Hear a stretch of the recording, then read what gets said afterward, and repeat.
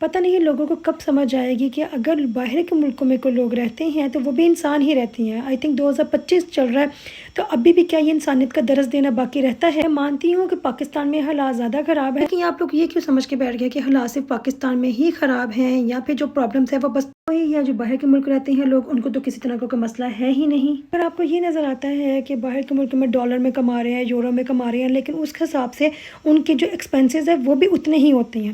ٹھیک ہے، اگر کچھ فائدے نظر آتے ہیں تو بہت زیادہ فائدے تو مجھے اپنے دیسی ملکوں میں بھی نظر آتے ہیں، جیسے کہ پچھلے دنوں میں میری طبیعت اتنی خراب تھی کہ میں اٹھ کے بچوں کو کیا دیکھنا تھا، کہ کھانا بنانا تو بہت دور کی بات ہے، میں تو نماز پڑھنے کے لیے بھی بہت مشکل ہو گئی ہوئی تھی میرے لیے۔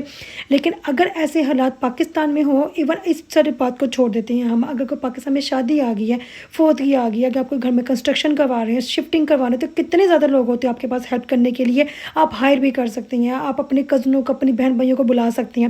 لیکن یہاں پہ ایسا نہیں ہوتا ہے۔ یہاں پہ جب ہمارے گھر میں کنسٹرکشن ہوئی تھی اور جب ہم نے یہاں پہ شفٹنگ کی تھی، میرے چھوٹے چھوٹے بچوں کے چھوٹے چھوٹے ہاتھوں کے ساتھ انہوں نے کس طرح سے ایک ایک سامان اٹھا کے گھر میں رکھا تھا۔ اس طرح کے مسئلے اور بھی بہت زیادہ ایسی چیزیں ہوتی ہیں۔ ٹھیک ہے، اگر پاکستان میں ٹماٹر مہنگے ہیں تو یہاں پہ بھی بہت مہنگے ہو گئے ہوئے ہیں۔ اگر پاکستان میں گوشت مہنگا ہے تو یقین کریں 2021 کے بعد سے آج تک میں جب بھی گوشت لینے جاتی ہوں ہر دفعہ مجھے پرائس چینج ہی ملتی ہے۔ حالات جیسے بھی ہیں، مجھے بس یہ لگتا ہے کہ ایک دوسرے کی پرابلم کی رسپیکٹ کرنی چاہیے۔ اگر آپ کے پاس پرابلمز ہیں تو یقین کریں دوسروں کی بھی پرابلم ہی ہے۔ دیکھنا اور سمجھنے کی نظریہ چینج کرنے کی ضرورت ہے۔